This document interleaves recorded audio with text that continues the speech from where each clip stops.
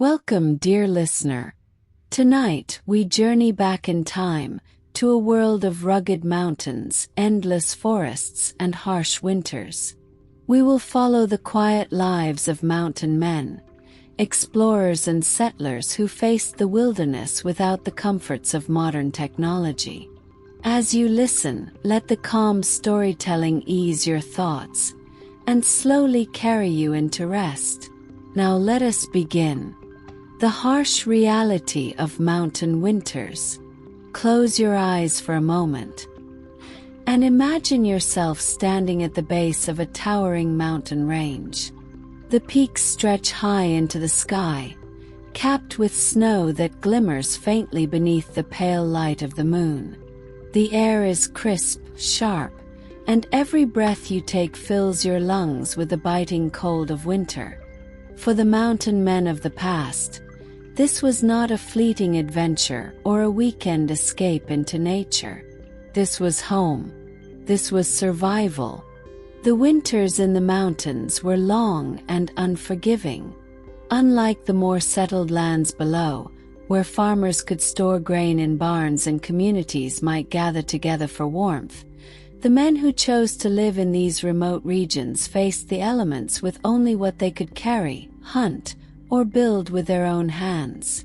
The silence of the snow-covered landscape could feel eternal, broken only by the occasional crack of frozen wood splitting in the night or the distant howl of a lone wolf. For these rugged individuals, the cold was not simply uncomfortable.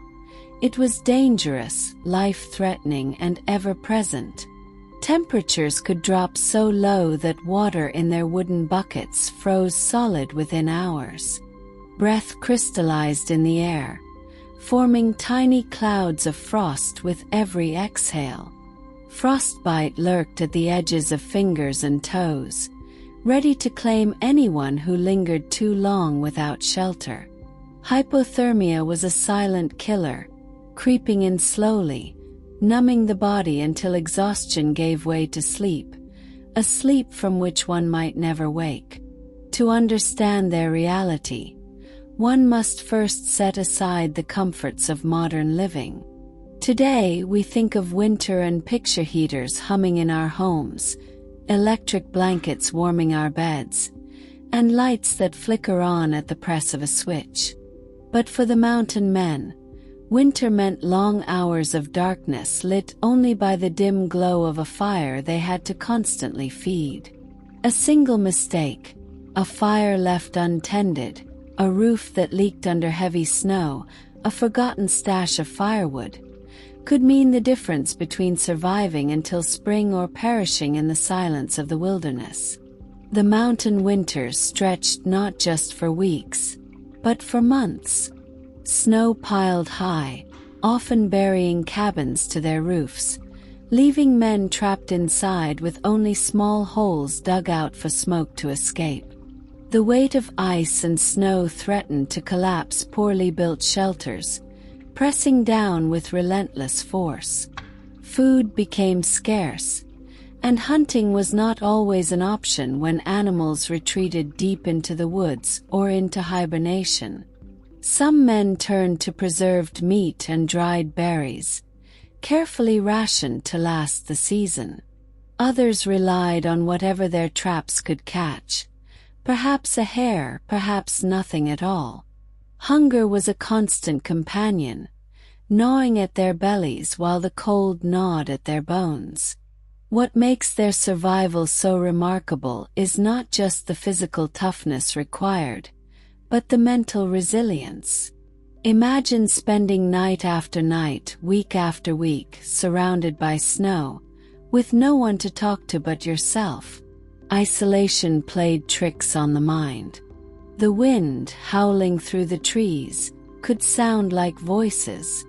The creak of a cabin wall could stir the imagination, making a man wonder if something, or someone, was lurking just beyond the edge of the firelight. Loneliness was as deadly as the cold, and those who endured it needed a spirit stronger than iron. Yet, despite all these challenges, they did not freeze to death. They adapted. They learned from the land, from the native peoples who had thrived in those regions for centuries, and from trial and error.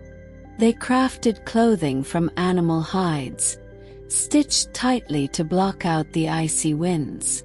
They built fires with methods that conserved precious fuel, and they positioned their shelters in places where the sun might strike them during the day. They listened to the rhythms of the mountain, reading the signs in the snow, in the clouds, and in the silence of the forest. Still, even the most skilled mountain man could never truly tame the winter. At best, he could only endure it, waiting patiently for the thaw of spring, when streams would flow again, when animals would return, and when the world would burst once more with life. Until then, every night was a battle against the cold. Every sunrise was a quiet victory.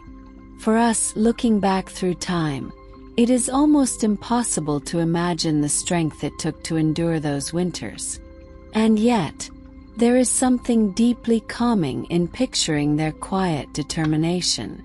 There is a stillness in the snow, a slowness in the long nights, that speaks not just of hardship, but of reflection.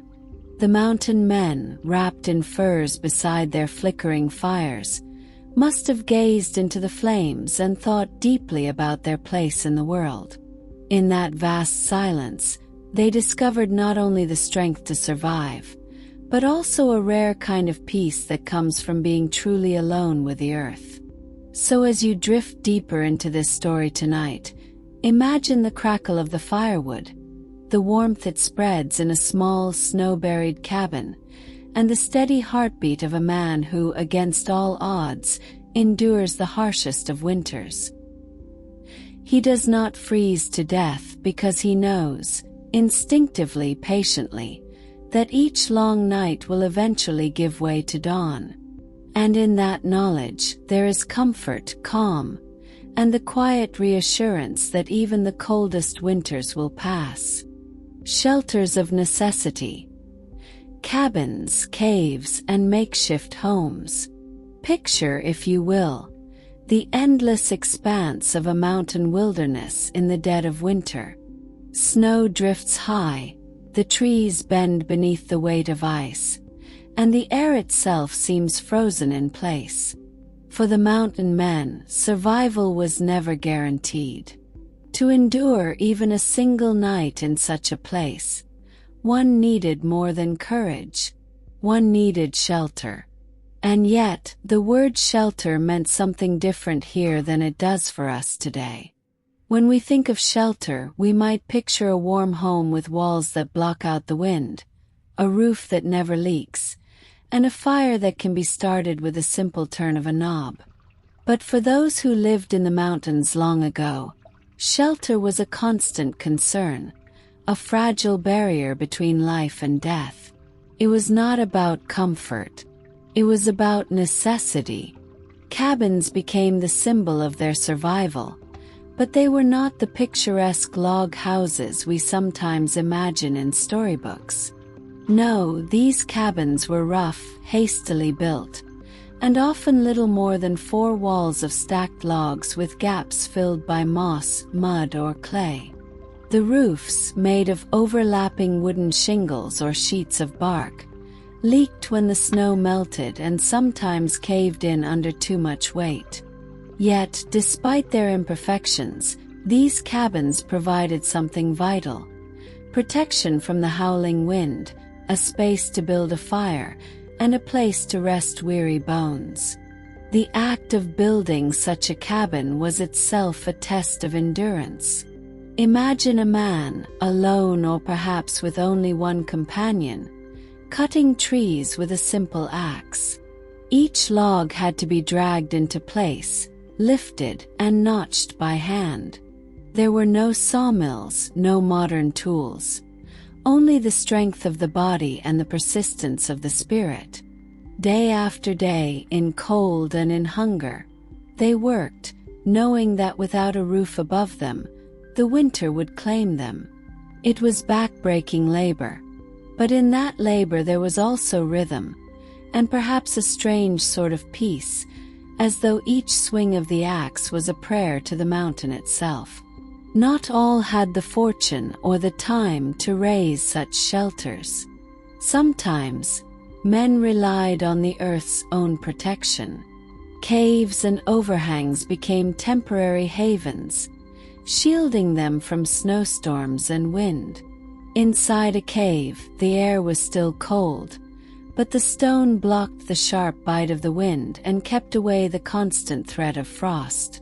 Fires built at the cave's entrance sent shadows flickering along the walls, creating a kind of companionship in the lonely dark. The crackle of burning wood against stone must have felt like the heartbeat of the wilderness itself, steady and grounding. For others, survival required improvisation. A lean-to fashioned from branches, a pit dug into the snow and lined with evergreen boughs, or even the hollow of a fallen tree could provide just enough refuge for a man to see another sunrise. These makeshift shelters were never permanent, never reliable, but in moments of desperation they could mean the difference between waking up alive or not waking at all. What is striking about these shelters is not only the ingenuity they required, but the patience. Building or finding a shelter was not simply a task. It was an act of trust in nature, of listening to the land, and of learning how to use what was available.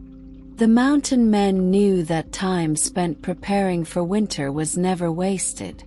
A man who cut extra logs in the fall, who stored bark for patching, or who scouted out natural caves ahead of time was a man who greatly increased his chances of surviving when the snows came. Inside these shelters, life was simple, almost monastic. Imagine the quiet of a snow-buried cabin, where the outside world disappears beneath layers of white. Inside, a small fire glows, the smoke curling upward through a hole in the roof. The scent of pine logs fills the air, mingling with the faint aroma of dried meat cooking slowly over the flames. The walls creak as the wind pushes against them, but the man inside feels a small comfort in knowing that, for now, he is protected. He pulls his fur blanket tighter around him, listens to the crackle of the fire, and allows his tired eyes to close. Of course, even inside a shelter, survival was not assured. Fires could go out, roofs could collapse, and food could run out. But these fragile barriers against the cold gave men a chance. They created a space where one could gather strength, heal wounds, and dream of spring. They were sanctuaries, not just of wood and stone, but of hope. It is humbling to think that entire lives were once lived within such small spaces. A cabin no larger than a single room might serve as bedroom, kitchen, and workshop all at once. By day, the man worked to secure food or cut more firewood. By night, he returned to that single room, where the flicker of light painted shadows on the walls. In the silence, he might read from a worn book if he had one, or carve wood by the firelight, or simply sit, lost in thought. These shelters were not just defenses against the cold. They were places where the mind itself could rest, where the soul could reflect in the stillness of the mountains. And so, when we picture those cabins, those caves, and those makeshift homes, we are reminded of the quiet strength it took to survive in such conditions. They did not live in comfort, but they lived with resourcefulness, with patience, and with a deep connection to the land around them. Their shelters were imperfect, temporary, and fragile, but within those walls, or beneath those rocks, they discovered the endurance to keep going night after night, until the snows began to melt. So tonight, as you close your eyes, imagine yourself in one of those small cabins. The wind howls outside, snow presses against the door, but inside the fire glows softly. The world may be cold and unforgiving, but within these walls there is warmth, there is safety, and there is calm. You are sheltered, you are protected, and you are at peace. Fire as lifeline, warmth, cooking, and protection. Close your eyes for a moment and imagine a world where the cold never ends. Imagine snow falling without pause, blanketing the ground in silence, and winds sweeping across the mountains with sharp, icy teeth. In such a world, warmth is not just comfort, it is survival. For the mountain men, alone in their cabins or camps, fire was more than light and heat. Fire was life itself. To strike a spark in the wilderness was to claim a fragile thread of existence. Without fire, a man could not keep warm. Without fire, his food would spoil, his water would remain frozen, and the night would become a predator rather than a companion. Every flicker of flame was a shield against the cold and the darkness. In the glow of firelight, men felt not only safer but more human. Starting a fire in those days was far from easy. There were no matches, no lighters, no modern conveniences. Instead, men carried flints, steel, or sometimes nothing at all, relying only on what nature provided. Picture one of them kneeling in the snow, striking steel against stone until a single spark leapt into the dry fibers of a bird's nest or a handful of pine shavings. That spark, coaxed with patience and breath, became a thin thread of smoke. The smoke grew into a glow, and the glow, if luck and care held, ignited into flame. Every fire was a triumph, a victory over the mountain's cold indifference. Yet fires had to be tended like fragile children. Too much would too quickly, and the flames would smother. Too little and they would die. A mountain man knew how to listen to his fire, how to feed it slowly, how to shield it from snow and wind. He might build it between two logs to block the gusts or surround it with stones that held the heat long into the night. Fire demanded patience and respect, and in return it gave the greatest gift: survival. Beyond warmth, fire was the key to nourishment. Raw meat could be eaten in desperation, but cooking over flames not only made food safer, it made it comforting. The smell of venison roasting, the crackle of fat dripping into the flames, and the taste of hot stew were luxuries in a world of hardship. Imagine a man returning after hours in the snow, fingers stiff, body aching.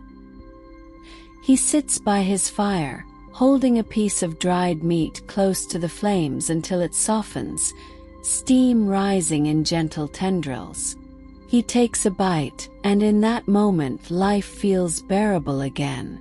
Even water, in its frozen state, depended on fire. Snow could be melted in a pot or even in a carved wooden bowl set near the flames. Without this, thirst would creep in, cruel and invisible, even in a land covered in snow. Fire turned frozen rivers into drinkable streams, brought life to cold hands, and kept frostbite at bay. Yet fire was not just physical, it was emotional. In the endless dark of winter nights, fire was companionship. Its glow cast dancing shadows on cabin walls or cave ceilings, breaking the heavy silence.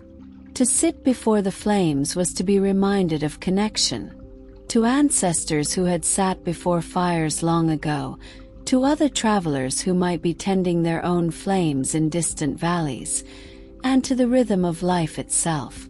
The sound of crackling wood was steady, reassuring, like the heartbeat of the wilderness. Fires also protected. The mountains were home to wolves, bears, and other predators that prowled the night. The light of flames often kept them at a distance, the smoke masking human scent, the heat signaling that this territory was claimed. For a man alone, this protection was priceless. To hear wolves howling beyond the tree-line, only to look into the fire's glow and feel secure, was to understand fire's silent promise. Stay close and you will not be alone. Still, fire was fragile. A sudden storm, a careless moment, or the absence of dry tinder could mean disaster. Many mountain men carried embers with them, hidden in moss or carried in small pouches, glowing gently throughout the day so they would not have to start anew each night. To lose one's fire in the middle of winter was to face the raw, merciless cold head-on, and often, that was a battle men did not win. Inside cabins, fires became the center of life. The hearth was not only where meals were cooked but where stories were told, where gear was mended, where wounds were healed. Around the fire, men spoke softly or sat in silence, letting their minds wander with the flames. It was a place of rest, reflection, and fragile safety. Even the smallest ember carried meaning, a reminder that life persisted, however tenuous, against the odds. There is something timeless in the way fire connects us to survival. As you picture the mountain men, their rough shelters lit by a single flame, you may notice how familiar the scene feels. For even now, in our modern lives, we are drawn to fires. We gather around campfires, candles, or fireplaces, feeling comfort in the glow. It is an ancient memory, carried in our bones, reminding us that fire has always been more than heat, has been home. And so, when night fell on the mountains and the cold pressed close, fire was the line that kept death at bay. Its glow marked the fragile space between despair and endurance, between solitude and connection, between freezing in silence and surviving to see another dawn. For the mountain men, fire was not a luxury. It was their lifeline, their protector, their companion. And as you drift deeper into rest tonight, you might imagine yourself sitting before such a fire. Outside, the wind howls. The snow presses against the cabin walls. But inside, the flames crackle softly, warm and steady. You watch the embers glow, feel the warmth on your skin, and know that here, in this moment, you are safe. In the vast stillness of the mountains, surrounded by endless snow and forests that seemed to stretch forever, food was not simply a matter of taste. It was a question of survival. For the mountain men, each day carried the same quiet challenge: how to feed the body so that the spirit might endure. Without modern stores, without the comfort of stocked shelves, every meal had to be earned from the land itself. Imagine the silence of dawn, when the first pale light breaks over the peaks. A lone figure moves quietly through the snow, his breath misting in the frosty air. He carries a rifle, perhaps worn smooth from years of use, or a bow carefully strung with sinew. The hunt is not filled with drama or noise. It is a slow, deliberate dance with nature. Every crunch of snow underfoot could alert a deer or scare off a rabbit. The hunter must become part of the landscape, still, patient, waiting for the moment when life reveals itself in the silence of the wilderness. Hunting was often the most reliable way to bring sustenance. Deer, elk, and smaller game like rabbits or squirrels could mean the difference between hunger and survival. But hunting demanded not only skill, but energy, an energy that was precious when every step through snow drained the body's strength. Sometimes, despite hours of waiting, nothing would appear. The forest gave only when it chose, and men had to accept its rhythm. To ease this uncertainty, mountain men relied on traps and snares. Picture a simple loop of cord hidden carefully in the snow, set along the path where rabbits were known to run. Or a heavier trap, crafted from logs and counterweights, waiting silently for a fox or raccoon. These traps did their work while the man rested, saving energy and increasing his chances of finding food. Setting them required deep knowledge. Understanding animal tracks, learning where they slept, where they traveled, and how they behaved. This knowledge was passed from experience, each success or failure teaching lessons that no book could give. Fishing was another lifeline, though it demanded breaking through ice in winter or sitting quietly by rushing streams in warmer months. A simple line with a hook, or even a makeshift spear, could provide trout or other small fish. For many, fish meant variety, a welcome change from the heavier meats of venison or bear. But fishing too carried its trials. In frozen rivers, ice had to be cut away, fingers numbed by icy water, patience tested by hours of waiting for the slightest tug on the line. Gathering, though often overlooked, played a quiet but vital role. In the warmer seasons, berries, roots, and edible plants provided nutrients that meat alone could not.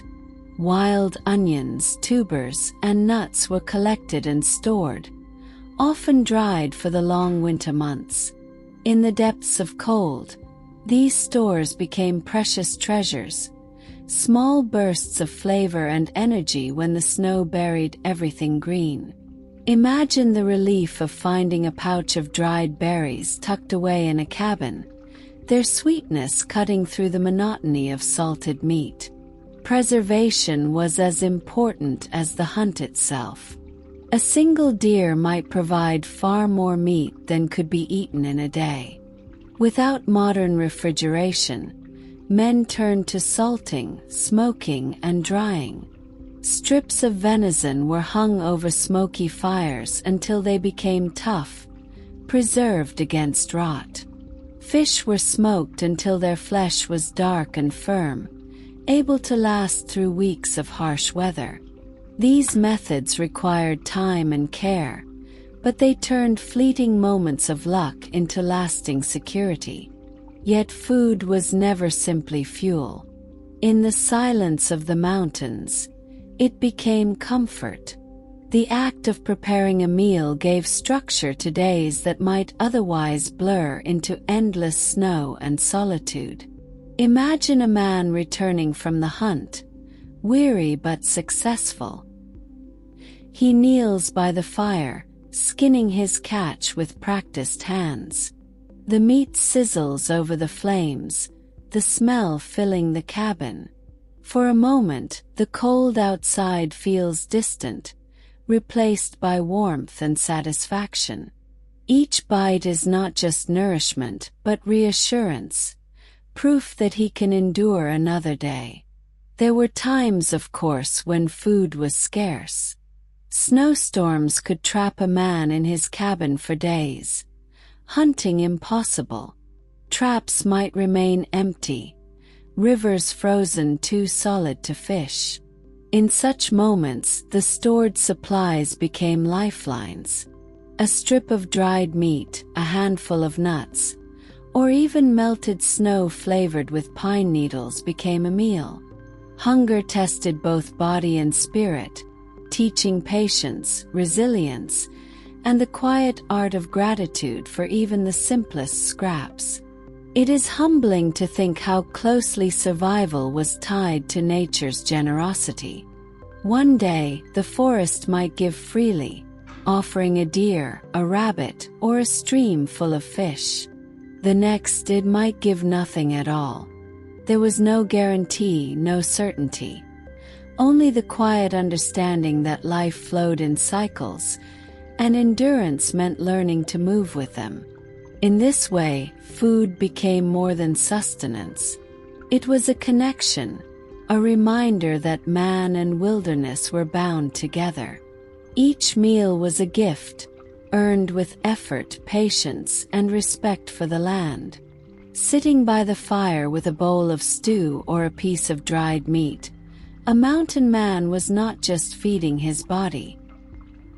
He was partaking in the long, unbroken rhythm of survival, a rhythm as old as the mountains themselves. And as you listen now, perhaps you can picture it clearly. The quiet cabin, the fire glowing, the scent of food rising in the still air. Outside, the night is vast and cold, but inside there is warmth, nourishment, and peace. In that simple meal lies everything. A reminder of resilience, a moment of comfort, a gentle promise that tomorrow can be faced, so long as today is endured. Shelter building. Cabins, lean-tos, and snow shelters. When we think of survival in the mountains, food and fire often come to mind first. But just as vital as warmth and nourishment was the roof over one's head. A shelter was not merely a structure. It was a barrier between life and death. In the wild mountains, where winds howled and snow pressed down with relentless weight, a man without shelter was as vulnerable as a leaf in a storm. And so, mountain men devoted immense care, time, and energy to creating safe havens, cabins, lean-tos, or even simple shelters of snow that could shield them through the long, unforgiving winters. Picture a lone traveler in the late autumn months. The air has already begun to bite, and the trees whisper of the coming snow. He knows that soon storms will sweep across the mountains. His first task, before the rivers freeze and the land is buried under drifts, is to build. Every swing of the axe, every log placed carefully into position, is an act of foresight, a promise to himself that he will endure. Cabins were the most reliable form of shelter for those who planned to stay in one place. These were not the neat, polished log cabins we imagine from storybooks. They were rough, functional, built with the materials at hand. Trees became the walls, cut down and shaped with careful hands. The logs were notched and stacked, interlocking tightly with moss, clay, or mud packed between the gaps to keep out the icy drafts. The roof might be bark, layered pine boughs, or wooden shingles cut by hand. Smoke holes or stone chimneys allowed fires to burn inside, their warmth radiating outward, holding back the frost.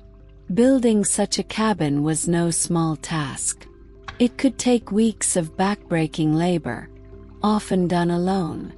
Every log had to be hauled, lifted, and fitted into place. Tools were simple: an axe, a saw, perhaps an adze. Mistakes were costly. A poorly notched log or a gap left unsealed could let in wind that would chill the interior to freezing. But once finished, the cabin became a fortress of warmth, a beacon of safety in a wilderness that cared nothing for human life. Inside its walls, with the fire crackling, the mountain man could rest at last, knowing that snow piling outside would not bury him, but protect him. Not every man, however, had the time or strength to build a full cabin. For shorter stays or when travel kept them moving, lean-tos provided quick, effective shelter. Imagine a slanted roof of branches, propped against a sturdy tree or ridge, lined thickly with evergreen boughs. Beneath, a fire could be built at the open side, its warmth reflecting inward, the smoke rising into the night. These shelters could be raised in hours, sometimes even minutes, yet offered precious cover from wind and snow. Simple as they were, they provided comfort, a sense of place to rest weary bones. And then there were the snow shelters, born out of pure necessity. When storms struck suddenly, and no wood or time was available, men turned to the very substance that threatened them, snow. By hollowing out drifts or building low igloo-like domes, they discovered a surprising truth. Snow, when shaped properly, insulates. Inside such shelters, the temperature could be much higher than outside, the walls trapping warmth and shielding against the wind. It was not luxurious, but in the darkest nights, when storms raged and frost threatened to steal the last breath, snow itself became a protector. Each shelter reflected not only skill, but creativity. A cabin spoke of permanence, a home built against all odds. A lean-to spoke of resilience, of traveling light yet still finding safety. A snow shelter spoke of resourcefulness, of adapting instantly to what the land offered. In every form, the lesson was the same. Survival depended not on conquering nature, but on learning to live within it. Imagine the quiet interior of a finished cabin on a winter's night. The logs creak softly under the weight of snow. Shadows from the fire dance on the rough-hewn walls. Outside, the wind roars like a wild beast, but inside there is peace. The mountain man sits by the fire, wrapped in furs, carving wood or mending gear. His face illuminated by the glow. He feels the security of walls around him, walls he built with his own hands. The labor of autumn now shelters him in winter. It is a reminder of his strength, his endurance, his will to live. Or imagine instead, a traveler resting beneath a lean-to. The fire crackles, sparks rising into the night air. Above, stars glitter in the cold sky, their light softened by drifting clouds. He lies back, listening to the silence of the forest, the occasional snap of a branch, the distant call of an owl. Though his shelter is simple, it is enough. It is a place to dream, to drift into sleep with the knowledge that he is safe, at least for this night. And then picture the snow shelter where everything is muted. Inside its walls, the world feels hushed, as though the storm outside belongs to another realm. The light of a single candle reflects against frozen walls, casting a faint glow. Wrapped tightly in furs, the man drifts into slumber, breathing deeply in the insulated stillness. Though outside the storm rages, within he is cradled by the very snow he once feared. In all these shelters we see not just survival but harmony. The mountains demanded respect, and those who lived there learned to listen.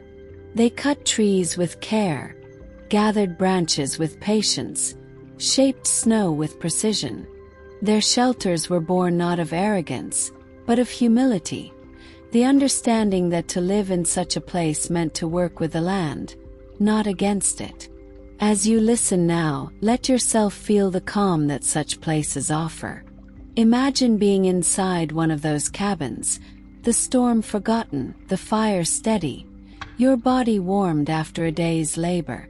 Let the thought of those walls, strong and protective, settle your own thoughts. Like the mountain men, you too are safe. The world may be vast and cold outside, but here within your shelter there is peace.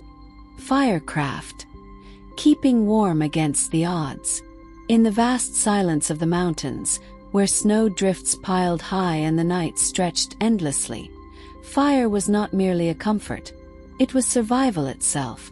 For the mountain men, fire was warmth against the cold, light against the darkness, safety against the creatures of the night. Yet, in the wilderness, starting a fire was never guaranteed. It demanded skill, patience, and sometimes even luck. Firecraft became one of the most important arts of mountain survival, the thin line between freezing to death and waking to see the morning sun. Picture a lone traveler, the snow swirling in icy gusts around him. His hands are stiff with cold, breath clouding the air. To survive the night, he must summon flame from a handful of twigs and sparks.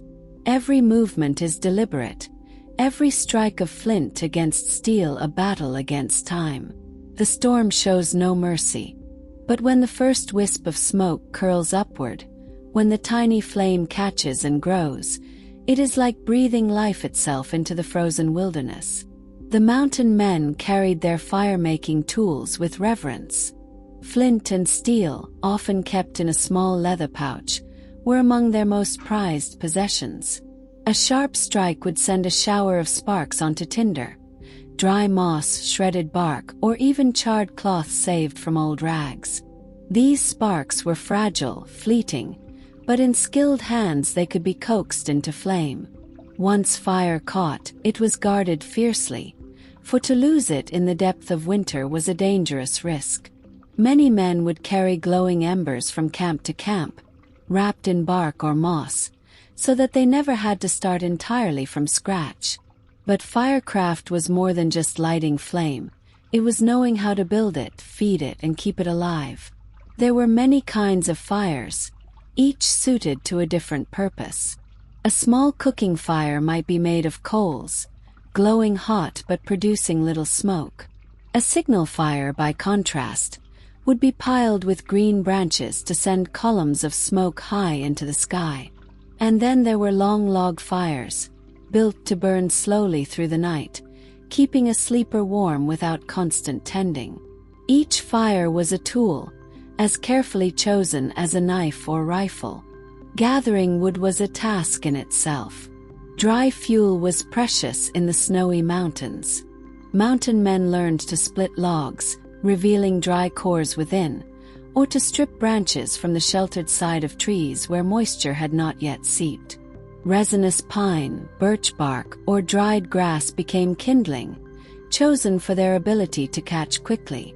Larger logs would be stacked nearby, ready to feed the flames as night deepened.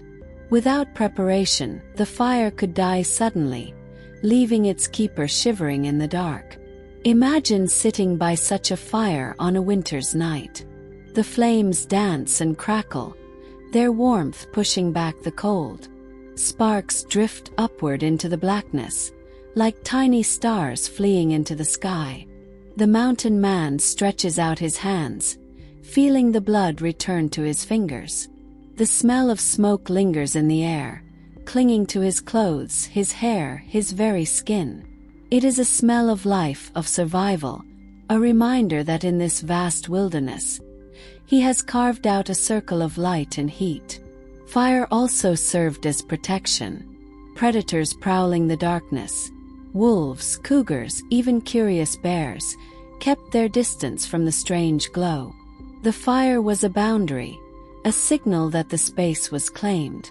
For a man alone, this meant peace of mind. The flames whispered, "You are safe here." And so, wrapped in blankets or furs, he could close his eyes, trusting that the fire would stand guard through the night. There was a ritual to tending fire. At dawn, the coals would be stirred, carefully revived into fresh flame. During the day, when traveling, the man might carry a small ember, nestled in a pouch of bark, so that fire could be born again quickly at nightfall. In storms, fire became even more sacred. Keeping it alight in wind and snow demanded skillful shielding, stacking stones or bark to protect the fragile flames. A single careless moment could undo hours of effort. To lose fire in the wilderness was more than an inconvenience. It was a threat to survival. Beyond survival, fire carried a deeper meaning. It was companionship in solitude. When voices and laughter were absent, the crackle of flames filled the silence. Men spoke to their fires as if to old friends, telling stories into the smoke, watching shapes flicker and fade. The fire listened, never interrupting, always steady, its glow a comfort against loneliness. For gatherings, fire became the heart of community. Around it, men shared meals, traded tales of hunts and journeys, sang songs to banish the night. In the flickering light, bonds were formed, trust built, and humanity preserved in the harshest of lands. The fire's circle of warmth was more than physical. It was emotional, a reminder of civilization amidst the wilderness. Think of the mountain man awakening in the early hours, when the fire has burned low. The cabin is cold, frost clinging to the inside of the logs. He stirs from his blanket, his breath visible in the dim light. Quietly, he kneels by the hearth, coaxing the coals back to life, feeding them with twigs until flames rise once more. Slowly, the warmth spreads, pushing back the cold, filling the space with light. He sighs in relief, knowing the night has not claimed him. Such small victories, repeated countless times, were what allowed life to endure in the mountains. Even in snow shelters or lean-tos, fire was central. Built at the opening, it reflected warmth inward, transforming a fragile structure into a livable haven. In icy silence, the fire's crackle became a lullaby, lulling weary travelers into sleep. There is something eternal in that sound. The crack and pop of wood, the hiss of sap, the low hum of heat-consuming fuel. It connects the present to the past, linking all who ever relied on flame to survive. And so, firecraft was never simply about heat. It was about persistence, creativity, and respect for the elements. A man could not command fire. He could only invite it, coax it, care for it. In return, it gave him life, night after night, winter after winter. Now, as you listen, let yourself imagine that warmth. Picture yourself seated by the fire, the night cold beyond its glow. The flames flicker gently, their light softening the darkness. You feel safe, calm, protected, just as those mountain men once did. The fire is steady. The fire will last. And with that thought, you can rest, knowing that even in the coldest wilderness, there is always a spark of warmth waiting to be kindled. The art of hunting and trapping. In the high silence of the mountains, where winters stretched long and food could not be bought but only taken from the land, the mountain men depended on their ability to hunt and trap. Hunting was more than a skill. It was a rhythm of life, a conversation with the wilderness itself. To survive meant to move with patience, to read the signs left in snow and soil, to know when to wait and when to strike. Imagine waking at dawn, the air cold and still, frost clinging to every surface.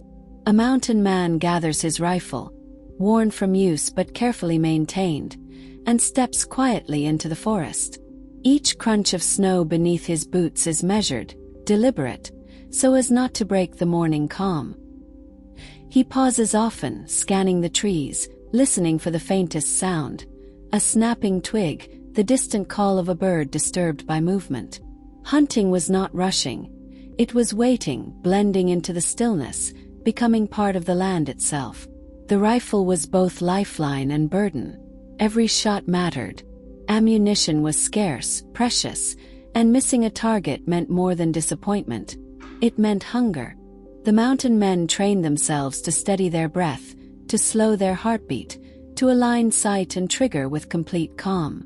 They hunted elk, deer, and sometimes smaller game like rabbits or squirrels, each animal providing not only food but also hides for clothing, sinew for tools, and bones for crafting.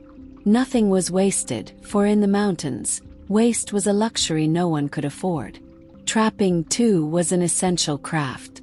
While hunting demanded presence, traps worked silently through the night.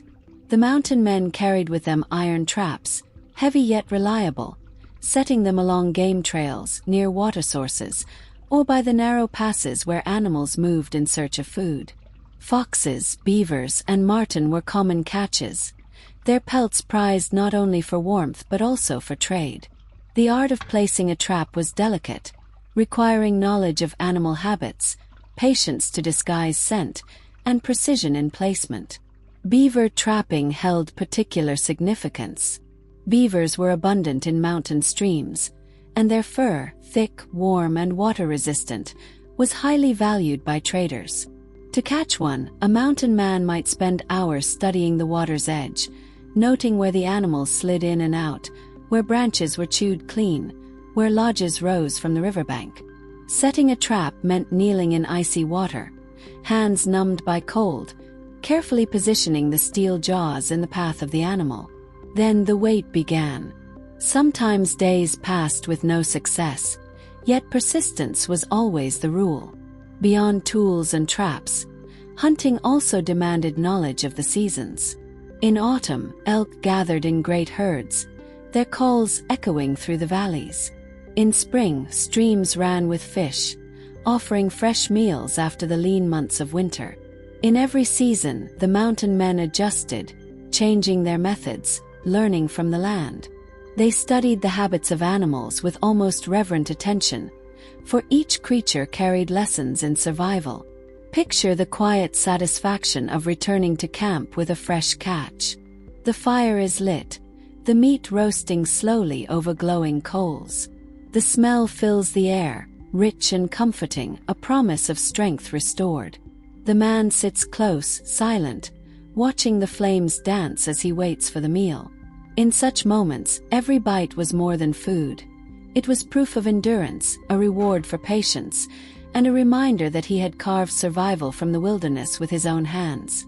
There were failures too, nights when traps remained empty, days when tracks led nowhere, and stomachs growled in hunger. These were lessons in humility, teaching that the mountains gave only what they chose, and never on demand. The men learned to endure hunger as much as they learned to savor fullness. Each missed shot, each empty snare, was accepted as part of the great balance of life in the wild. Hunting was not only about survival, it was also about respect. Mountain men often spoke of the animals as worthy opponents, creatures of instinct and resilience. They knew that taking a life was no small act. Some whispered words of thanks over a fresh kill, honoring the animal that had given its life so theirs could continue. This respect was not born of sentimentality, but of necessity. To live in the mountains was to recognize that survival was a shared circle, where every creature played its part. The tools of hunting and trapping were cared for with deep attention. Rifles were cleaned nightly, their barrels oiled against rust, their stocks polished smooth by constant handling. Traps were checked for damage, sharpened and reset. Knives were honed until they could slice cleanly through hide and bone. These tools were extensions of the man himself, their condition often meaning the difference between life and death. Hunting also shaped the rhythm of travel. Camps were chosen near water, near game trails, or in valleys where herds passed seasonally. A successful hunt could supply dried meat for weeks, packed carefully in hides or hung high above ground to keep safe from scavengers. Failure, on the other hand, could force men to move, pressing deeper into the wilderness in search of food. The need for sustenance dictated the path of exploration as much as curiosity or trade. Evenings often ended with stories of the hunt. Around the fire, men shared tales of great elk taken, of wolves driven off, of the cleverness of foxes that escaped every trap. These stories, half memory and half legend, became part of the culture of the mountains. They were reminders of skill, of luck, and of the thin margin that separated success from failure. Imagine now the sound of the forest at dusk, as a trapper checks his snares. The snow crunches softly underfoot, the trees whisper in the wind. He bends to examine a set trap, his breath clouding in the fading light. Perhaps it is empty, perhaps it holds a prize. Either way, he moves quietly, patiently, repeating the task again and again, trusting that persistence will one day yield reward. This patience, this rhythm, is the heart of the art of hunting and trapping. And so, in the mountains where comfort was rare and survival never guaranteed, the ability to hunt and trap was both skill and lifeline. It required not only strength of body but strength of spirit, endurance, respect, and above all, patience. The mountain men mastered this art not because they wished to, but because they had to. And in doing so, they wrote their lives into the very wilderness they called home. Now, as you listen, let your mind drift to that calm scene. A hunter, returning from the forest, sits by his fire. His rifle rests at his side, his traps stacked neatly nearby. The night is cold, the wind sharp, but he is warm, fed, and at peace. The flames flicker gently, and his eyes grow heavy with sleep. Just like him, you too may rest now, safe in the knowledge that the wilderness has shared its gifts, and that tomorrow will bring new light, new patience, and new strength. Encounters with predators. The wilderness was not empty. For every deer grazing in the meadow, for every rabbit darting through underbrush, there were eyes watching, silent and patient. The mountain men shared their world with predators, creatures strong, cunning, and perfectly adapted to the same harsh land they sought to survive. To live among them required awareness, caution, and respect. Wolves were perhaps the most constant presence. Their howls carried across valleys on winter nights, a haunting chorus that echoed against cliffs and stirred unease in even the bravest men. A lone wolf might shadow a trapper, keeping distance but never disappearing, curious about his movements, perhaps waiting for a scrap of food or a careless mistake. A pack, however, was something else entirely. In deep winter, when hunger gnawed at bellies and snow covered the land, wolves grew bolder. A group of mountain men might wake to find wolf tracks circling their camp, pressed deep into the snow, proof that they had been watched while they slept. Imagine now a fire burning low, its embers glowing faintly against the darkness. A man stirs, hearing a sound, a soft crunch, a low growl carried on the wind. He listens, heart steady but alert, knowing that beyond the reach of the firelight, yellow eyes might be watching. He does not panic, for panic wastes energy and invites mistakes. Instead, he adds wood to the flames, letting them roar higher, sending sparks into the night sky. The wolves rarely approached closely when the fire was strong. Still, the mountain man sleeps lightly, his rifle resting within reach, his ears attuned to the night. Bears were another constant threat, especially in warmer seasons. Grizzlies roamed the valleys, massive and unpredictable. Their sheer strength meant that even a single swipe of a paw could end a life. Yet, despite their danger, mountain men often admired them. Giants of the wilderness, powerful and unchallenged. To surprise one was to risk everything. A bear disturbed at its feeding ground or near its cubs was a force of fury, faster than its size suggested, relentless in its charge. Mountain men learned to read the signs. Claw marks carved deep into tree trunks, scat along trails, overturned logs where grubs had been hunted. These warnings were enough to make even the most hardened trapper choose a different path.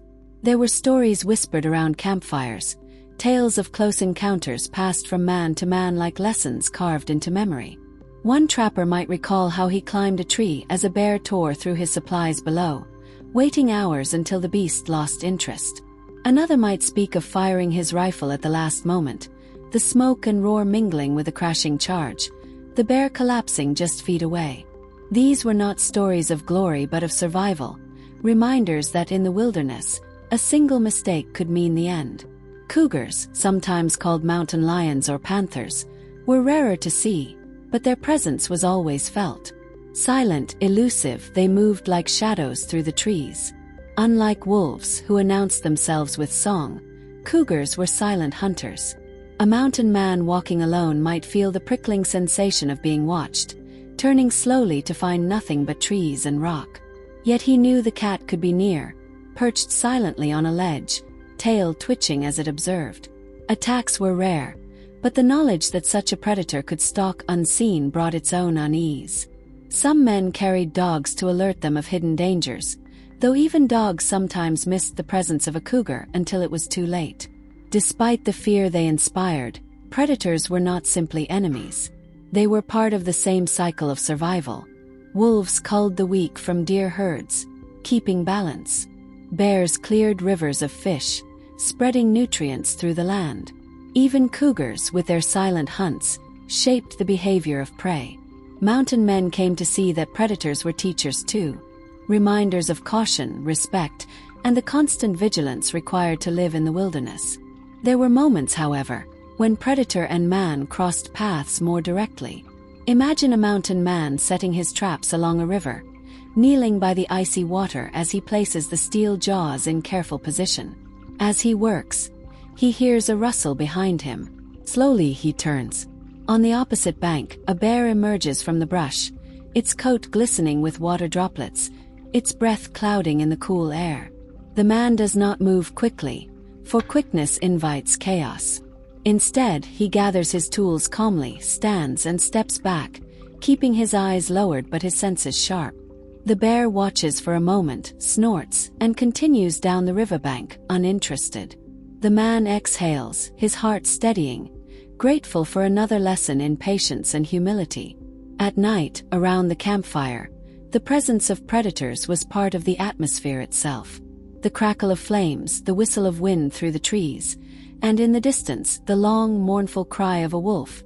These sounds were woven into the fabric of mountain life. They were not only reminders of danger but also reminders of company. A man was never truly alone in the wilderness. Always there were other eyes, other lives sharing the same space. Mountain men developed ways to protect themselves. Camps were chosen with care, away from game trails that predators might follow, close enough to water but not too close to attract unwanted visitors. Food was stored high in trees, suspended beyond the reach of claws and teeth. Fires were kept burning, not only for warmth but also for light and reassurance. Rifles were cleaned and ready, yet most men hoped they would never need to use them in such encounters. A shot fired in panic often brought more trouble than safety. Over time, many men spoke of a strange balance, a quiet understanding that predators were not enemies to be destroyed, but neighbors to be acknowledged. The mountains belonged to them as much as to any man. Those who survived longest were those who learned to walk with respect, to observe signs, to give space when needed. The predators were teachers of humility, reminding the mountain men that strength alone was never enough. And so, the art of survival in predator country was not one of domination, but of coexistence. Each howl, each track in the snow, each shadow glimpsed at the edge of vision was part of the greater rhythm of life. The mountain men accepted this rhythm, moving with it rather than against it.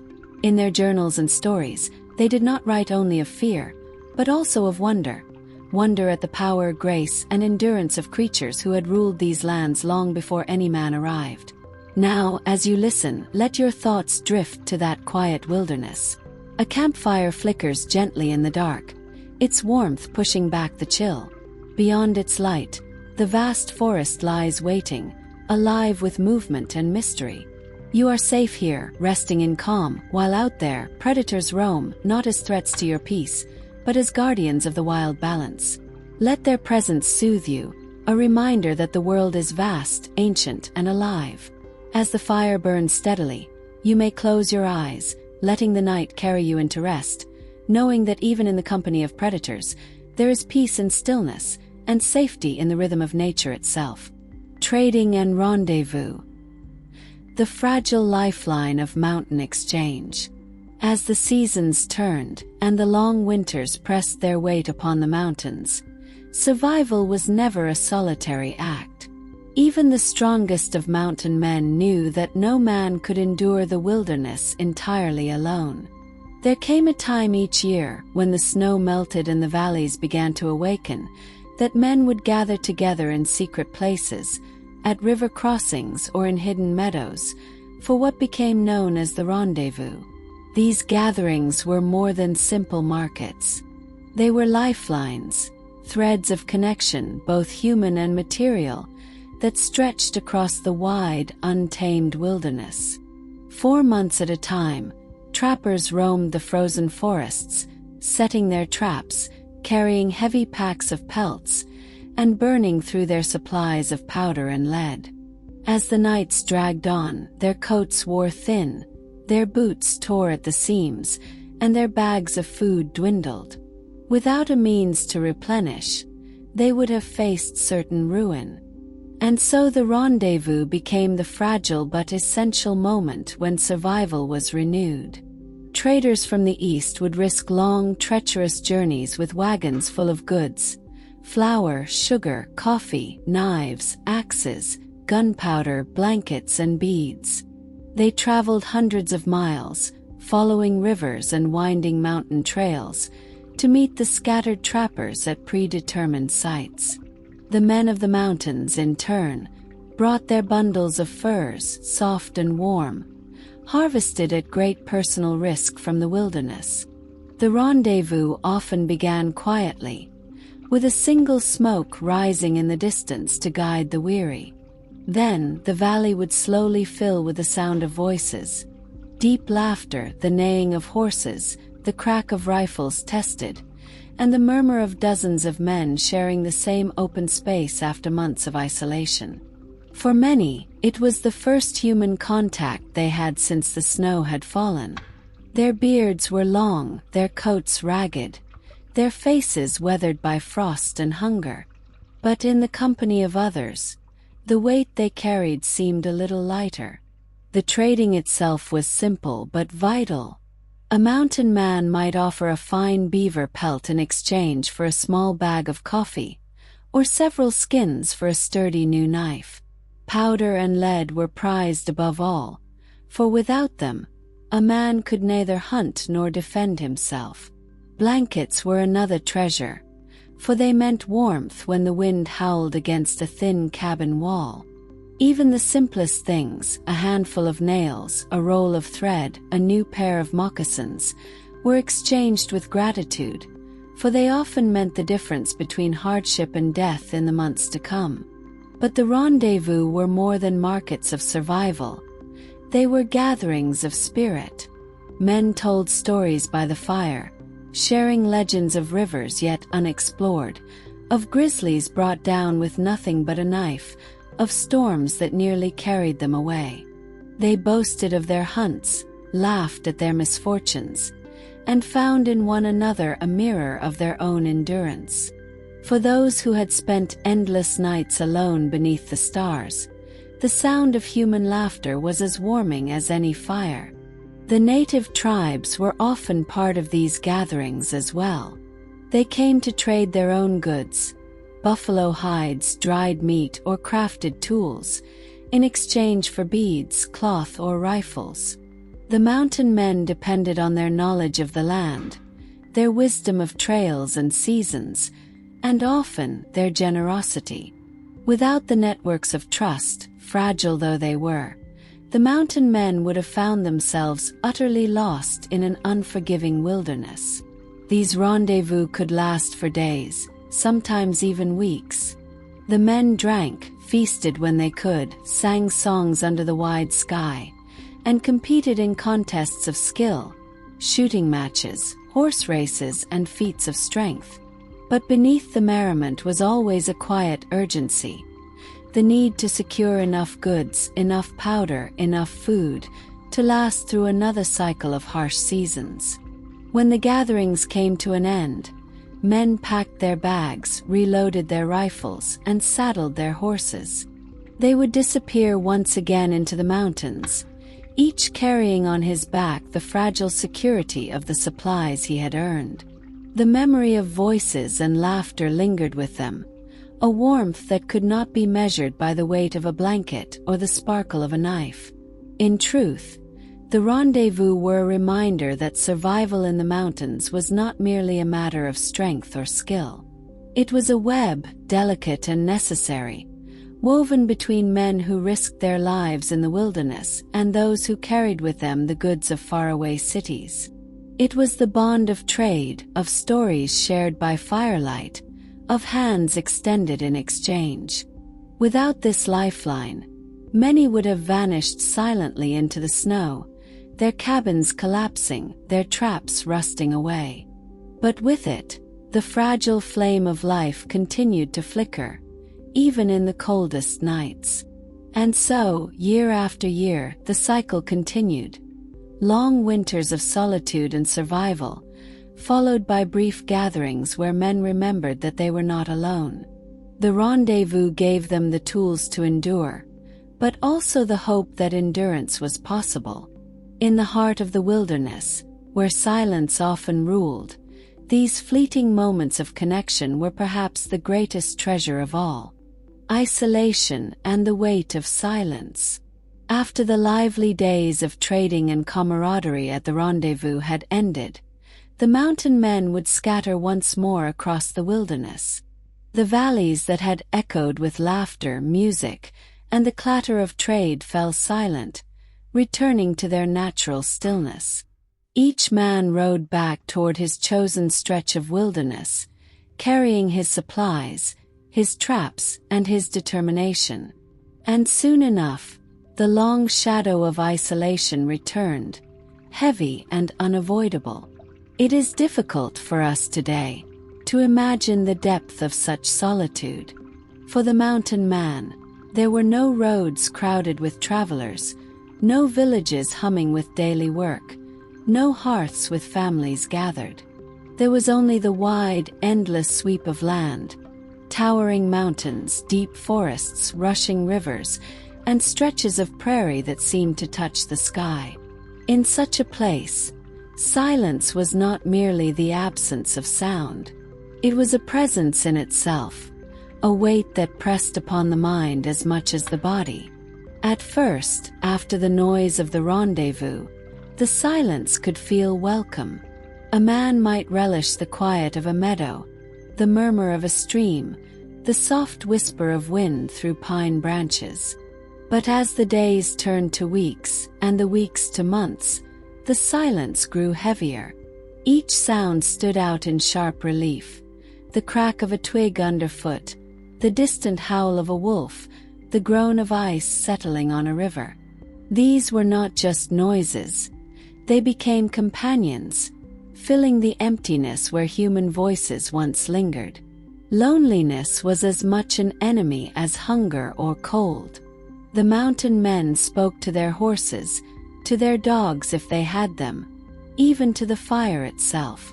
Some carved faces into sticks or rocks, giving names to inanimate things simply to hold the illusion of company. Others turned to memory, replaying conversations from years past, or speaking aloud to loved ones far away, though no answer would ever come. The mind, when left in such silence, sought desperately for connection, weaving voices out of shadows, laughter out of wind. The winter months were especially hard. Snow muffled the land, and the world shrank to the dim circle of a fire, the walls of a cabin, or the flap of a simple tent. A man might go days without hearing a single living creature, save for the distant call of a raven or the crunch of snow under his own boots.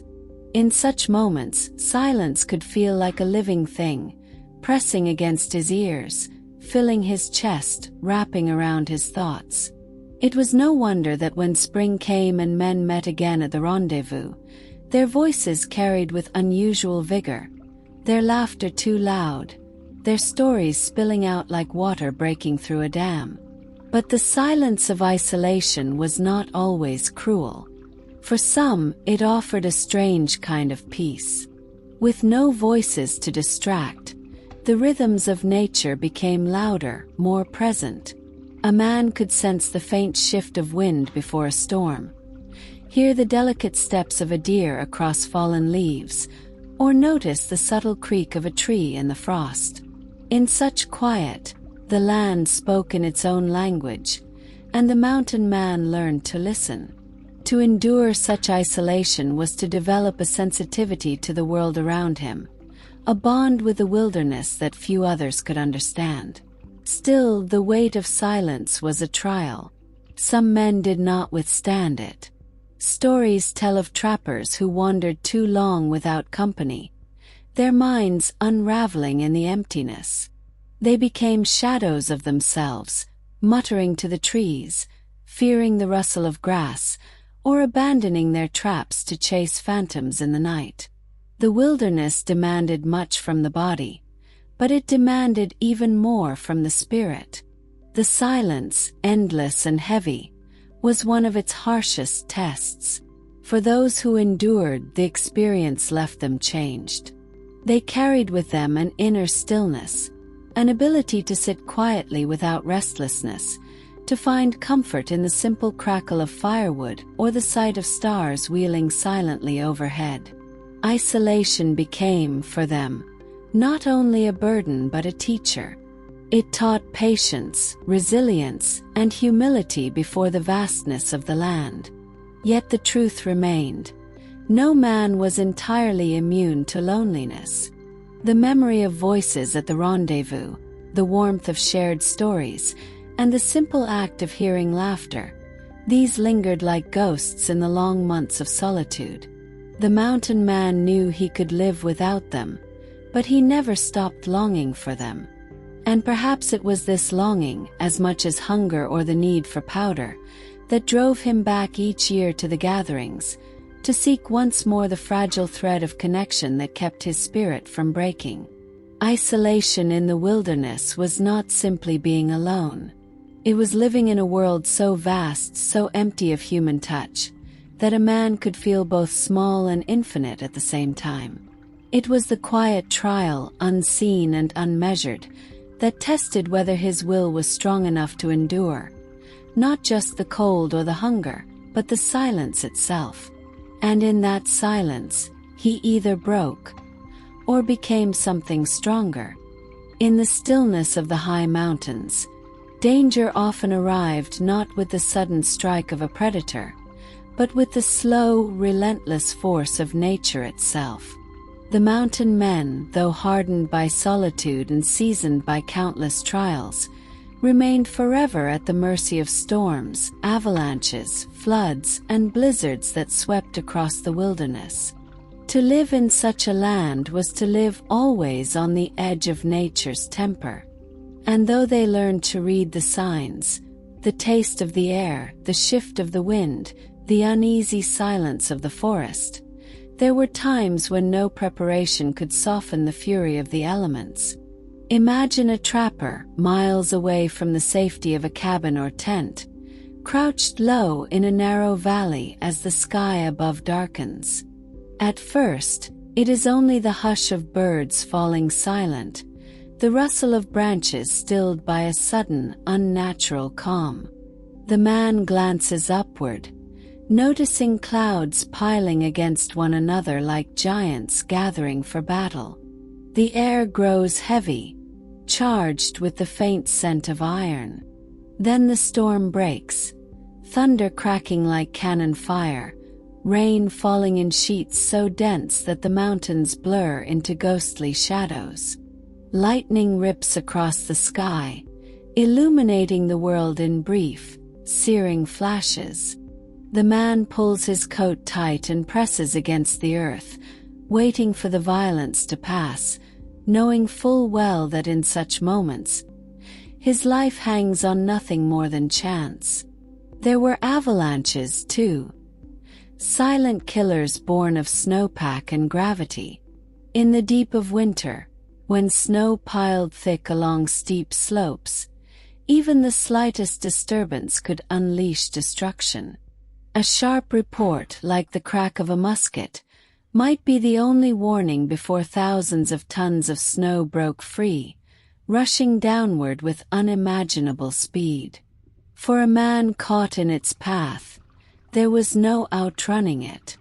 The roar filled the valley, drowning every other sound, while trees snapped like twigs and the earth trembled. Those who survived spoke of being swallowed by a blinding white, tumbling helplessly, buried under crushing weight, clawing for a breath of air in suffocating darkness. Many did not survive at all, their bodies lost beneath the frozen tide until the thaw of spring revealed them once more. Floods, too, were a constant threat in the mountains. When the snows melted too quickly in spring, rivers swelled beyond their banks, churning with a fury that could sweep away horses, wagons, and even entire cabins. The water turned brown with earth and debris, carrying branches, boulders, and the remnants of anything in its path. A man who misjudged a river crossing might find himself tossed like driftwood, his strength useless against the pull of the current. The mountain men learned to respect rivers as much as grizzly bears, for they were no less deadly, and far less predictable. But perhaps the greatest trial of all was the blizzard. In the mountains, snowstorms could descend with shocking speed, transforming a clear day into a white void. Winds howled like demons, scouring exposed skin raw and filling every crease of clothing with ice. The world shrank to a few feet of swirling snow, disorienting and endless. Men caught in such storms sometimes wandered in circles until exhaustion claimed them.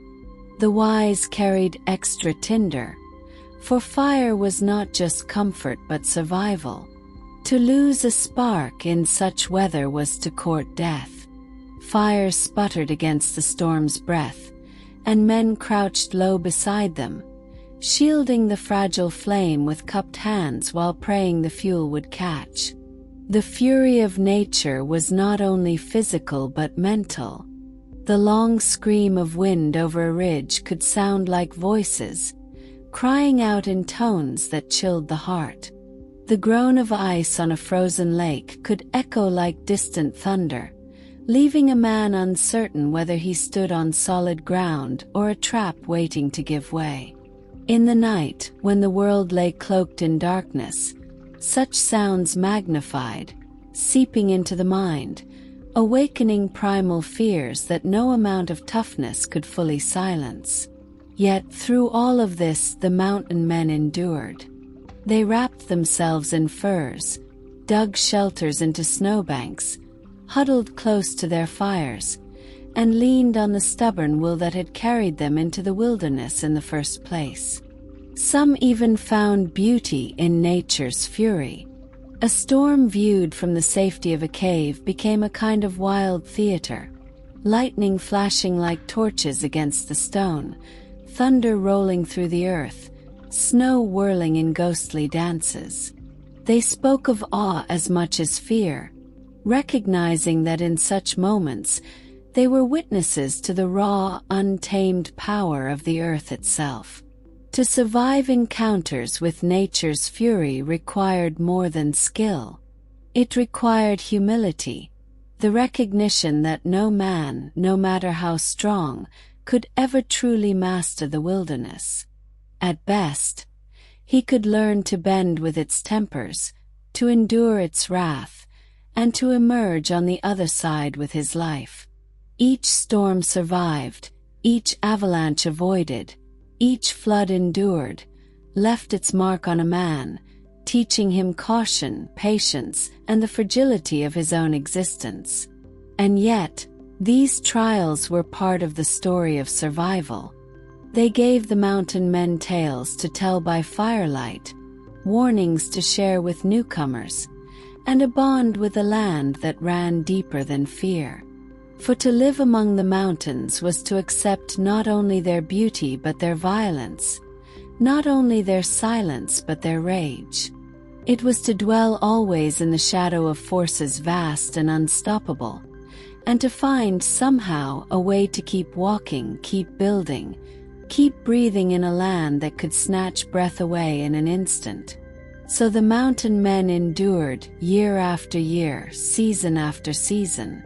And though many fell to the storms, the floods, and the avalanches, those who survived carried with them a quiet strength, the knowledge that they had stood against the fury of nature and lived. They bore the scars, both seen and unseen, but they also bore the peace of having faced the storm and found a way through. Dangers of isolation.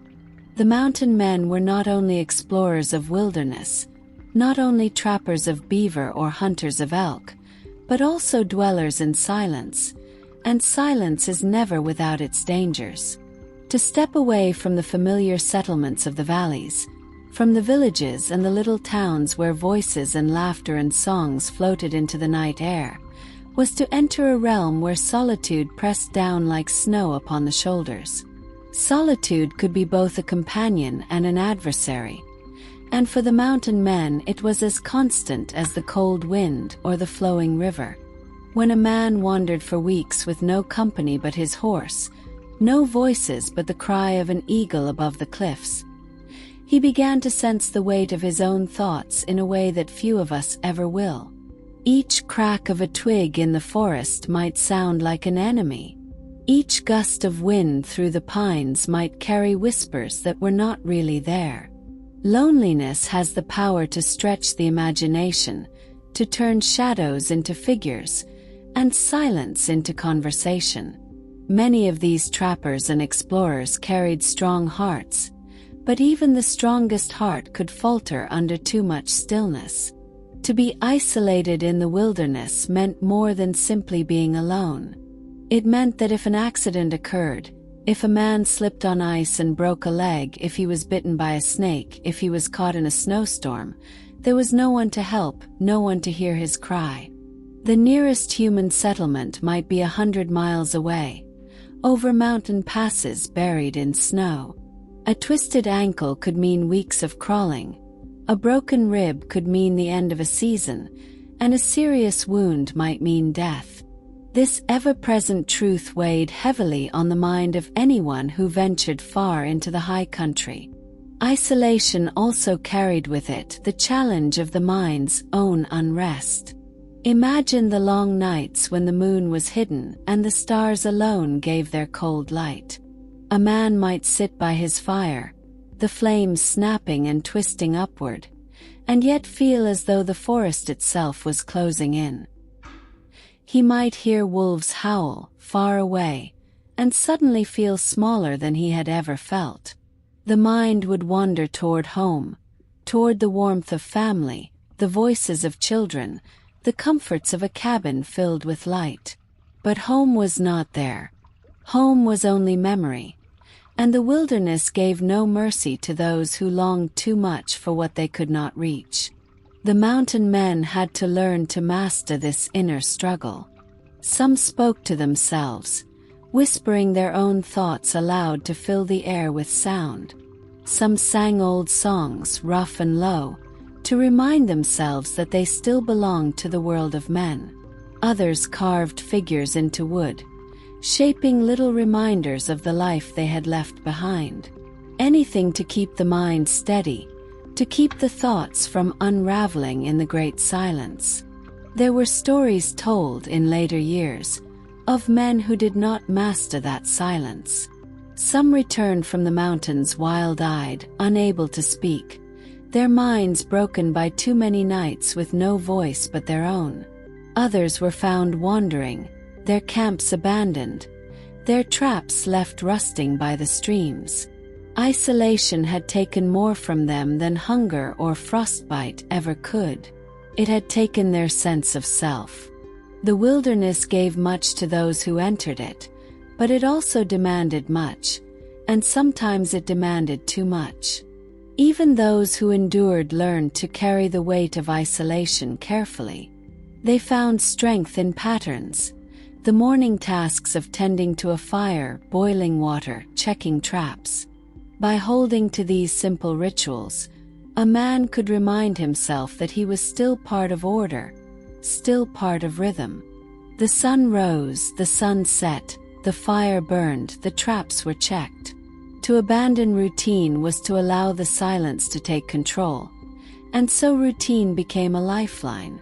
Sometimes, in the deepest isolation, mountain men would meet others in the wild, perhaps on a trail or by a river, and the joy of hearing another human voice would be overwhelming.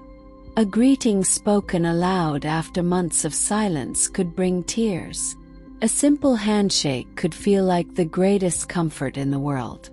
These meetings were not only practical, trading supplies, exchanging news, but also spiritual, lifting the heart, reminding the wanderer that he was still part of humanity.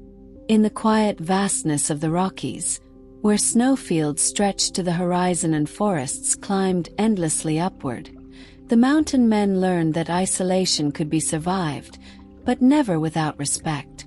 It was a force as real as hunger, as fierce as a winter storm. They learned to listen to it without surrendering, to carry it without letting it crush them. They built inner fires just as surely as they built campfires, small steady lights that kept the shadows of solitude at bay. So, when we think of those rugged explorers, trudging through snow or riding along wild rivers, it is not only the physical dangers we must remember. It is also the unseen danger.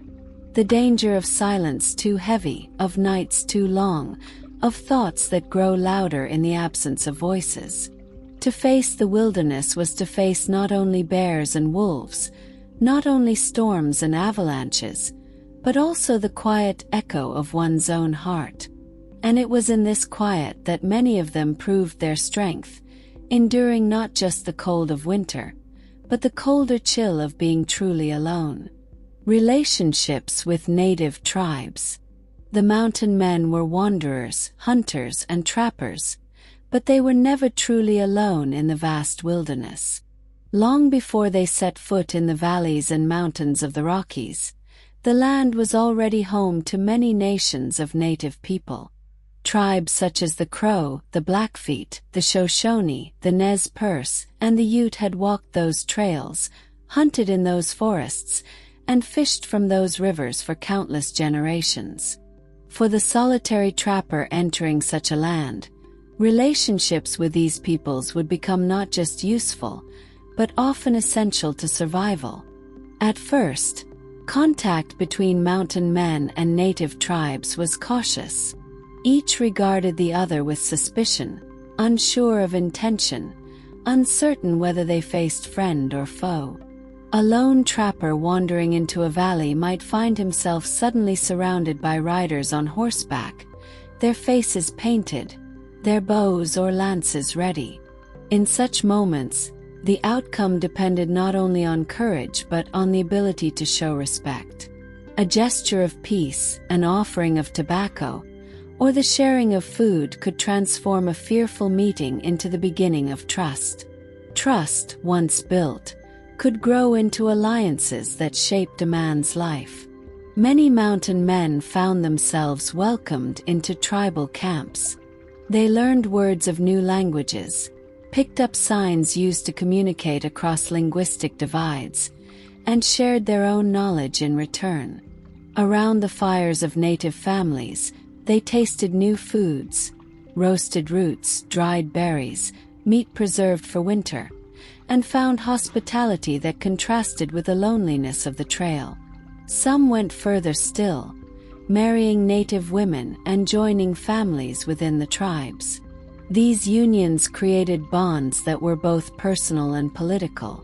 Through marriage, a trapper might become kin, gaining not only companionship but also the protection and support of an entire band. Children born of these marriages carried the blood of both worlds, walking a path between cultures. For some mountain men, the connection was deep and lasting, and they found more belonging in the life of the tribes than they ever had in the settlements they had left behind. Knowledge flowed both ways. The mountain men taught the use of metal traps, firearms, and certain European goods that tribes had come to value through trade: blankets, knives, kettles, and beads. In turn, the native peoples taught the trappers what no book or map could ever provide: how to read the signs of weather in the sky, how to find roots and herbs that healed sickness, how to preserve meat so it would last through winter, how to move quietly across a landscape that seemed empty but was alive with unseen life. Without such lessons, many a mountain man would have perished. Yet the relationships were not always harmonious. The hunger for furs created tension. Beavers, once abundant in many streams, grew scarce under the relentless pursuit of traps. To the tribes, this was not merely a loss of trade goods, but a disruption of balance. Some groups grew resentful, seeing the trappers as intruders who took too much and gave little in return. In places where hunting grounds overlapped or where sacred spaces were disturbed, conflict could flare. One of the fiercest struggles came with the Blackfeet, who saw the presence of trappers in their lands as an encroachment not to be tolerated. Stories spread of deadly encounters, of traps destroyed, of trappers ambushed and driven away. For many mountain men, the word Blackfeet alone was enough to stir caution and fear. To travel through their territory required great care, secrecy, or alliances with rival tribes. Still, the story was never one of constant hostility. For every tale of conflict, there were stories of friendships that lasted for years. Some mountain men were adopted into tribes, treated as brothers, and buried with honors when they died. They traded, laughed, and hunted side by side, building bridges that crossed cultures. Their survival was not only measured in furs carried back to trading posts, but in the bonds of human connection that softened the sharp edges of wilderness life. At the great rendezvous gatherings, where trappers came together each summer to trade furs for supplies, native peoples were present too. Camps grew into temporary villages filled with color and noise, teepees rising in circles, fires burning, drums sounding, languages mingling. For a time, boundaries blurred, and the line between mountain man and native, between wilderness wanderer and native-born hunter, became thin. These gatherings were not just about commerce. They were about recognition of shared life in a rugged land. Isolation, as we saw in the previous chapter, could break a man's spirit. Relationships with native tribes often saved men from that fate. To share laughter with children who gathered to watch a trapper patch his gear, to sit by a fire and listen to stories older than memory, was to be reminded that even in the loneliest wilderness, one was never truly alone. Of course, time would change these relationships. As settlers and soldiers followed the trails that mountain men had opened, the fragile balance grew harder to maintain. But in those early years, when the wilderness was still vast and untamed, the bonds between mountain men and the native tribes around them were woven into the very fabric of survival. For the mountain men, to live among the mountains was to live also among the people of the mountains. Their stories cannot be told without the voices of the Crow, the Shoshone, the Nez Perce, and many others whose knowledge and kindness shaped the very possibility of life in the wild. To remember the mountain men without remembering their native companions is to see only half the truth. Together they shared the dangers, the cold, the silence, and the enduring beauty of a land that tested every soul who entered it. And so, as the fire burned low in a lonely camp, and the winds whispered across the high ridges, a mountain man might close his eyes and think not only of the trail ahead, but of the friends he had made in villages by the river, of the laughter that had lightened his heart, and of the faces that reminded him he was never entirely cut off from the human world. In the end, survival was not only about strength or skill. It was about connection to the land, to the animals, and to the people who had always belonged to that land. When you imagine the life of a mountain man, you might first think of their strength, their ruggedness, their ability to face storms and cold winds. But often, the greatest challenge they faced was not the blizzard, nor the wolves, nor even the loneliness we spoke of before. It was hunger. To survive in the mountains, a man had to eat, and to eat, he had to hunt, fish, or gather from the land. And though the wilderness was vast, food was never guaranteed. Picture a mountain man rising before dawn, his breath clouding in the chill air, his stomach already hollow. He would sling his rifle across his shoulder, check the small pouch of powder and shot he carried, and step quietly into the trees. The forest seemed full of life. Birds sang, squirrels scurried, deer tracks traced the ground, but still the day might pass without a single successful shot. A rifle was powerful, but it was heavy, slowed to reload, and accuracy was never certain. A missed chance meant more hours of hunger, and more precious powder wasted. At times, the trappers set snares for rabbits or constructed simple deadfalls for small animals. These traps required patience. A man might check them each morning only to find them empty, or worse, sprung by some clever creature that had taken the bait and left nothing behind. Still, when they worked, they offered a small but vital meal, enough meat to keep strength in the body, and sometimes enough fur for trade. Fishing was another skill, and rivers and streams ran through the heart of the mountains. But even here, food could be elusive. Some men carved hooks from bone, others traded with native people for stronger fishing gear, and many relied on sharp spears or even their bare hands in shallow streams. Imagine crouching by icy water, the cold biting at your skin, waiting motionless for a trout to dart close enough to strike. Success meant a fire that night and warm flesh cooked over the coals. Failure meant chewing on dried roots or going without. When larger game was brought down, a deer, an elk, or in the rarest and riskiest cases, a buffalo, it was cause for celebration.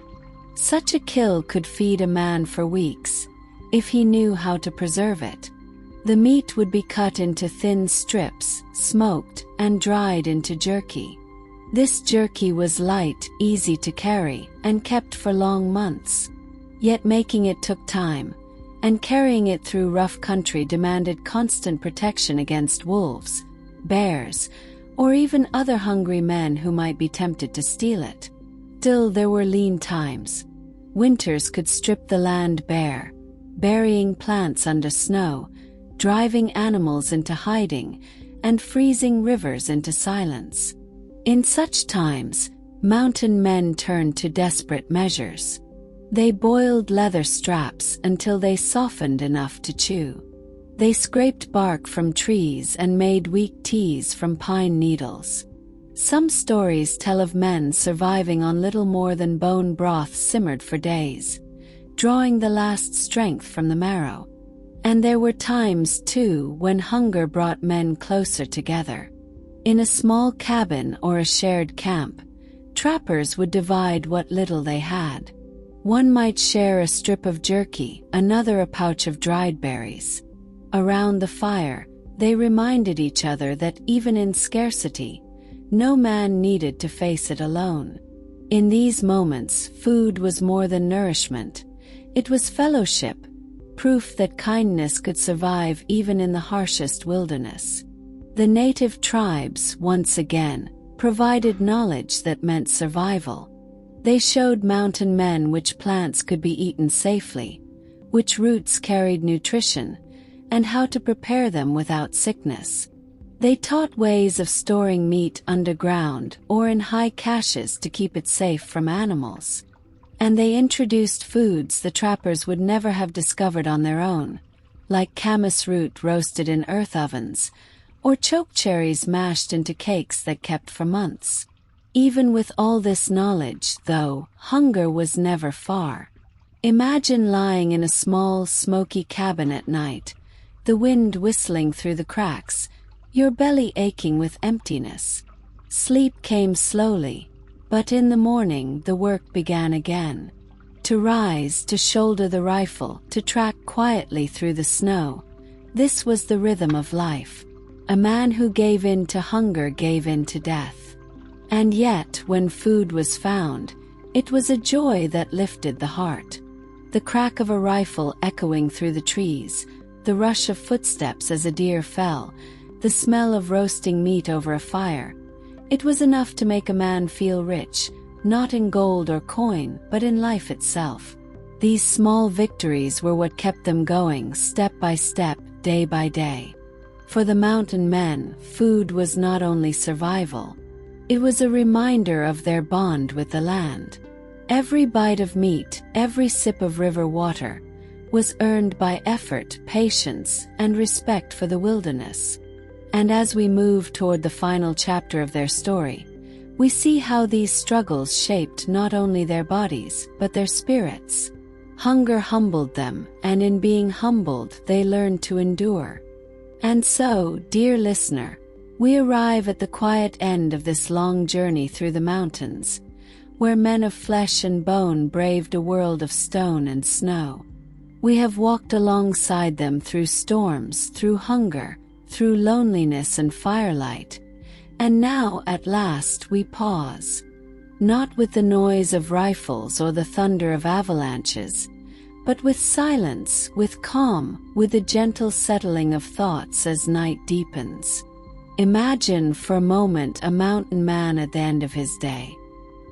His boots are worn, his shoulders tired, his hands cracked from wind and work.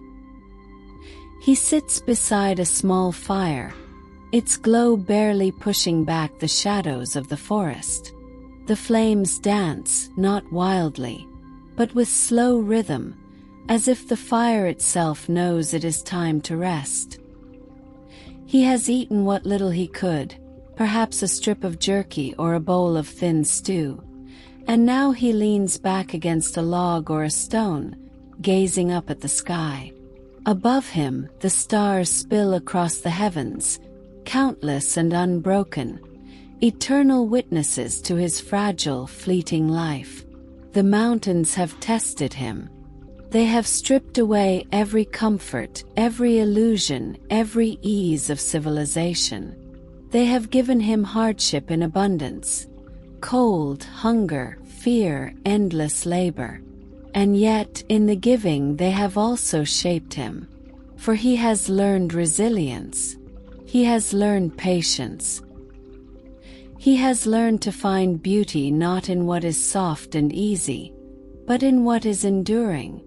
The snow on the peaks, the silence of the forests, the cry of an eagle at dawn, these are not luxuries but truths. And in their presence, the mountain man has discovered his own truth. Perhaps he thinks of home, of places left behind, of family he may never see again. Perhaps he dreams of trade rendezvous, of laughter shared around fires, of voices carrying across the valley in summer. Or perhaps he thinks of nothing at all, letting his mind drift like smoke into the night air. His body rests, his spirit quiets, and the mountains, vast and timeless, cradle him in their arms. For us listening now, there is something soothing in this image. We do not need to face the same hardships. We are not bound to wake in snowdrifts or chase deer through silent forests. But we can take with us the lesson of those men, that endurance is built slowly, like fire coaxed from embers, that strength is not the absence of struggle, but the decision to keep moving through it, that peace is not found in plenty, but in presence, in the simple act of being here, alive, under the wide and endless sky. As you rest tonight, you might carry a small part of their world with you. Imagine the quiet hush of pine trees after snowfall. Imagine the soft crackle of a campfire, its sparks rising gently into the night. Imagine the weight of blankets pulled close, the heaviness of eyes growing tired, the slow rhythm of breath as sleep draws near. In this calm, you are not so different from them. You too are cradled by the great wilderness, not of mountains but of dreams. So let your thoughts drift, like the wandering trappers moving from valley to valley. Let your worries, like heavy packs, slip from your shoulders. Let your body sink deeper, as if into a bed of soft pine needles, sheltered from the wind. And let your spirit, like a mountain man watching the stars, find its quiet place among the infinite lights of the sky. The story is ending now, but your rest is just beginning. Breathe slowly. Feel the stillness settle around you. The mountains are far away, yet their calm lingers here, in this moment, in you. And with that calm, sleep may come, gently, quietly, like snow falling in the night. Good night.